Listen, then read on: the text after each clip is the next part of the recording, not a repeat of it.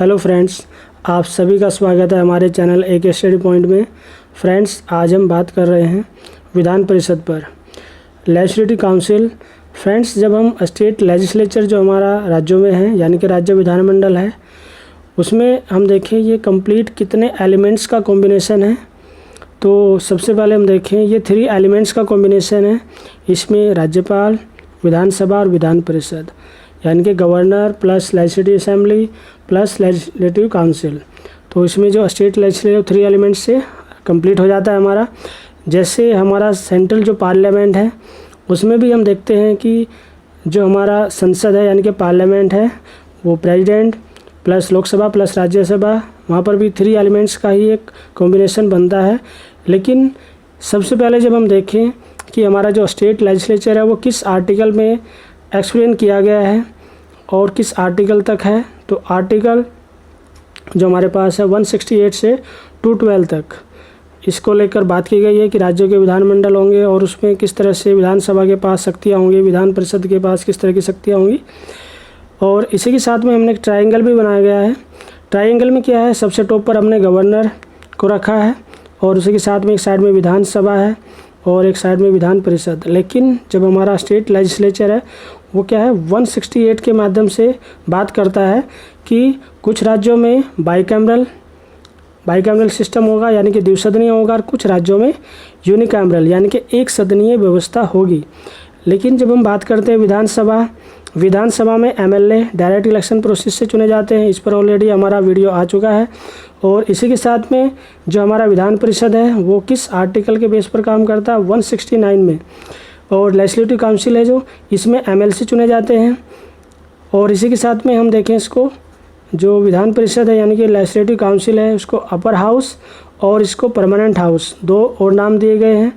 Generally यदि हम देखें अपर हाउस और परमानेंट हाउस दोनों इसलिए नाम दिए गए हैं क्योंकि यह हमेशा कंटिन्यू प्रोसेस में रहता है, कभी भी डिजोल्व नहीं होता।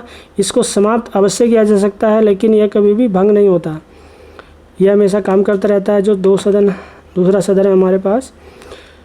और इसी के साथ में विधान परिषद के गठन को लेकर हम बात करें यानी कि कॉन्स्टिट्यूशन ऑफ लेजिस्लेटिव काउंसिल, किस आर्टिकल को लेकर हम बात करें 169 जो हमारे पास आर्टिकल है, इसमें क्या है कि जनरली विधानसभा को ये अधिकार दिए गए हैं यदि विधानसभा के जो उपस्थित सदस्य है यानी कि टोटल जो प्रेजेंट मेंबर है यदि वो चाहे तो 2/3 की मेजोरिटी से विधान परिषद को बना सकते हैं, उनको अधिकार दिए गए हैं।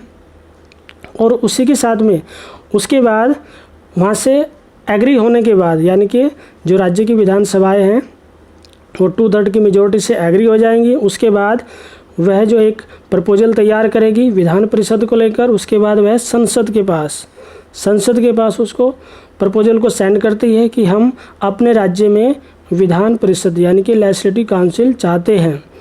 तो उसके बाद संसद जब अप्रूवल दे देती है, संसद में वही प्रोसेस है यदि जैसे हमने बात की थी कि राष्ट्रपति, लोकसभा, राज्यसभा, जब वहाँ से भी उसको अप्रूवल मिल जाएगा कंप्लीट, तो तब जा कर के विधान परिषद बनती है।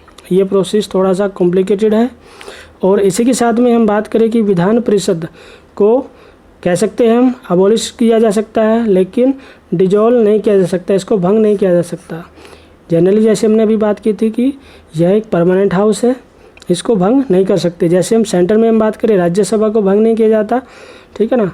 और इसी के साथ में विधान परिषद की जो स्ट्रक्चर है, संरचना है यानी कि कंपोजिशन ऑफ लेजिस्लेटिव काउंसिल, उसमें एक आर्टिकल है 171 में क्या है, जनरली यदि हम देखें विधान परिषद में जो टोटल नंबर होगा यानी कि जो एमएलसी होंगे उसका जो नंबर होगा, ठीक है ना, 1/3 से ज़्यादा नहीं हो सकता, ठीक है ना, 1/3 से ज़्यादा नहीं होगा। एक कंडीशन यहाँ पर ये भी है कि विधानसभा का जो टोटल नंबर रहेगा या टोटल का जो मेंबर रहेंगे, एक कंडीशन ये भी है।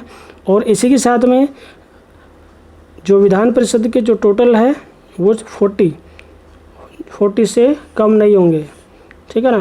पहले जम्मू कश्मीर अपवाद था लेकिन जम्मू कश्मीर अब यूटी में कन्वर्ट हो चुका है, तो वहाँ पर ये कंडीशन अब अप्लाई नहीं होती है।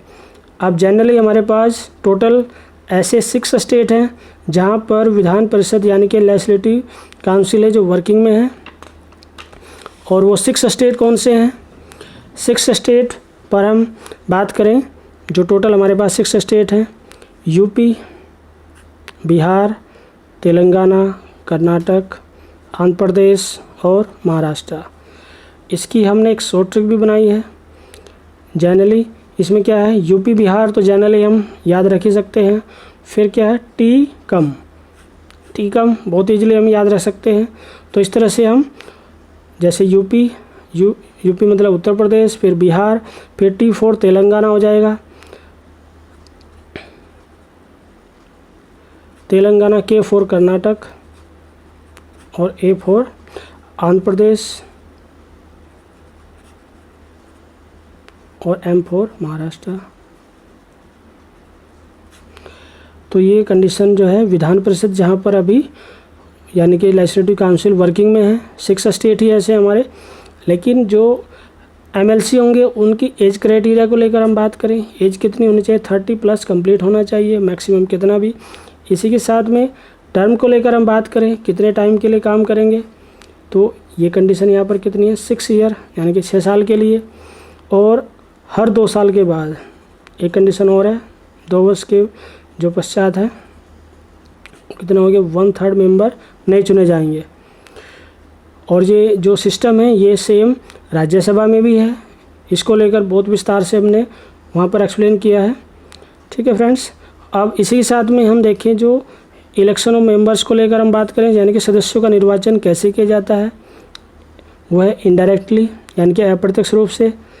अप्रत्यक्ष रूप से इसलिए है कि यदि हम देखें जैसे हम MLA हैं यानी कि विधायक है जो हमारे विधानसभा के, उसमें क्या होता है वो गेट टुगेदर करते हैं, सभी जनता से मिलते हैं।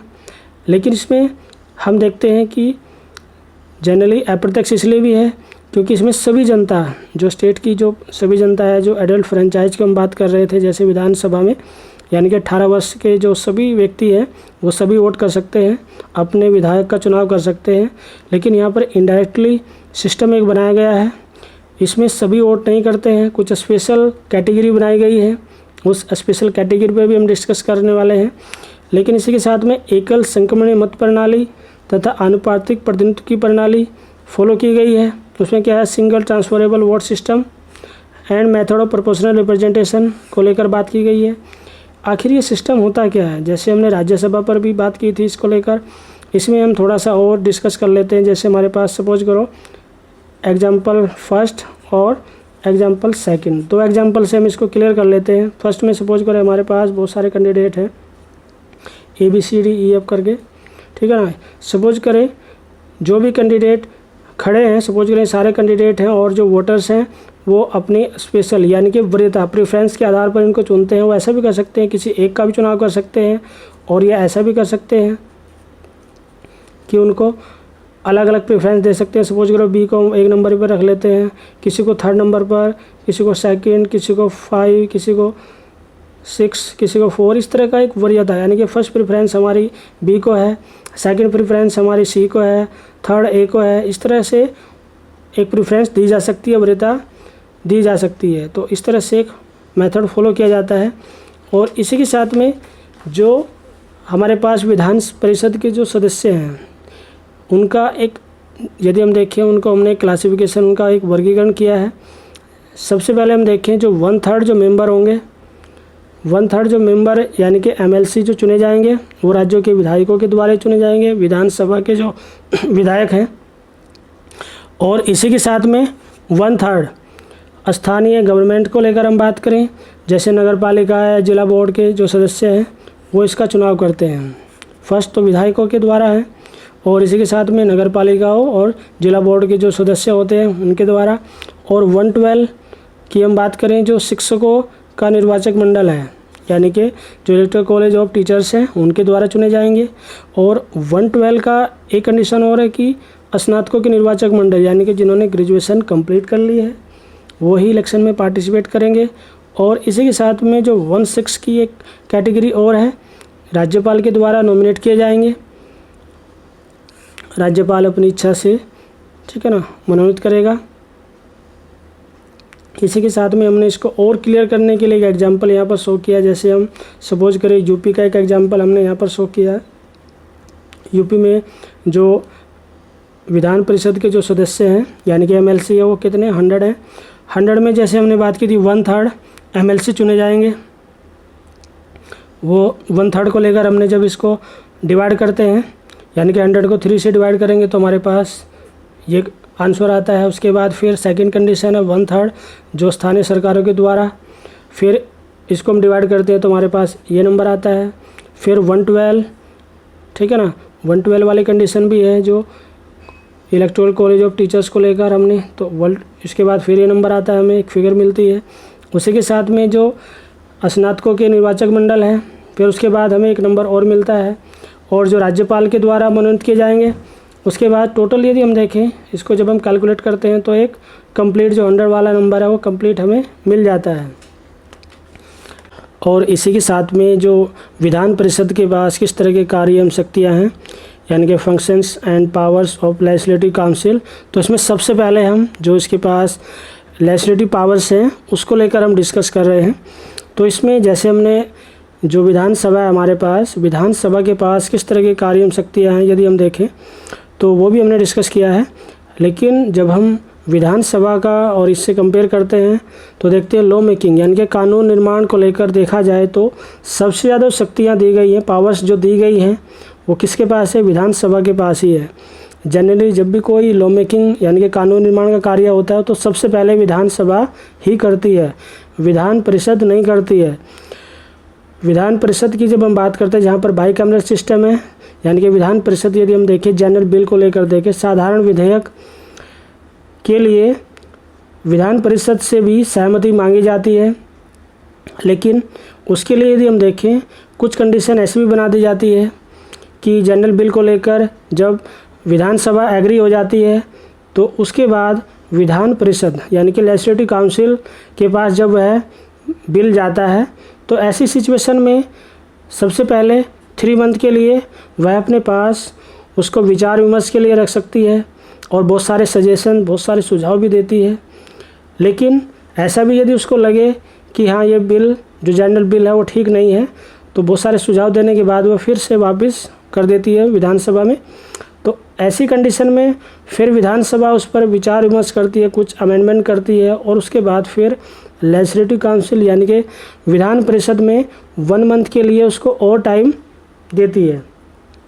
तो टोटल मिलाकर यदि हम देखें 4 मंथ यानी कि विधान परिषद लेजिस्लेटिव काउंसिल के पास वह जनरल बिल रहता है। और यदि 4 मंथ से ज़्यादा वह डिले करेगी तो ऑटोमेटिकली वो क्या हो जाएगा, कंप्लीट मान लिया जाएगा, यानी वह पारित हो जाता है, जनरल बिल को पूरी तरह से कंप्लीट मान लिया जाता है। ये सिचुएशन है यहाँ पर जो लेजिस्लेटिव पावर्स विधान परिषद को दी गई है। अब नेक्स्ट एग्जीक्यूटिव पावर्स को लेकर हम बात करें यानी कि जो कार्यपालिका जो शक्तियाँ हैं वो किस तरह से है। जनरली जब हम विधान परिषद जो विधानसभा है उसकी जो पावर्स को लेकर बात कर रहे थे उसमें क्या होता है कि काउंसिल ऑफ मिनिस्टर यानी कि मंत्रिपरिषद केवल विधानसभा के प्रति उत्तरदायी होती है। लेकिन जब हम एग्जीक्यूटिव पावर्स विधान परिषद की बात करते हैं तो विधान परिषद के प्रति वह उत्तरदायी नहीं है, क्योंकि जो हम देखते हैं कि विधानसभा के जो सदस्य हैं वो जनता के द्वारा चुने जाते हैं, उसमें आम जनता सभी पार्टिसिपेट करती है राज्य की। लेकिन यहाँ पर ऐसी कंडीशन नहीं है, क्योंकि जनरली हम देखें जो सरकार बनती है वो विधानसभा में बनती है, विधान परिषद में सरकार नहीं बनती है। तो ऐसी सिचुएशन में हम देखें कि जो मंत्रिपरिषद है वो रिस्पॉन्सिबल नहीं होगा किसके लिए, विधान परिषद के लिए, यानी कि लेजिस्लेटिव काउंसिल के रिस्पॉन्सिबल नहीं है। और इसी के साथ में हम देखें जो लेजिस्लेटिव काउंसिल है विधान परिषद है उसके जो सदस्य है वो जो मिनिस्टर्स हैं, मंत्री हैं, ठीक है ना, उनसे जो डिपार्टमेंट उनको मिले होते हैं उसके संबंध में बहुत सारे क्वेश्चन पुटअप किए जा सकते हैं। तो इस तरह के राइट्स उनको दिए गए हैं। और इसी के साथ में हम देखें जो फाइनेंशियल पावर्स को लेकर हम बात करें, वित्तीय शक्तियाँ जो मिली है, जनरली यदि हम देखें वित्तीय शक्तियाँ जो फाइनेंशियल पावर विधानसभा के पास ही सबसे ज़्यादा है। यदि हम देखें एनुअल बजट यानी कि जो वार्षिक जो बजट आता है, जैसे लोकसभा में भी आता है, अब राज्यसभा में भी उस पर विचार विमर्श होता है, वहाँ पर भी उसको 14 डे का टाइम मिलता है। लेकिन यदि हम राज्यों में बात करें जहाँ पर बाईकैमरल सिस्टम है, फाइनेंशियल पावर में यदि हम देखें मनी बिल विधानसभा शुरू करती है और उसके बाद फिर दूसरे जहाँ पर बाईकैमरल सिस्टम है 2 सदन है, फिर दूसरे हाउस में जाता है।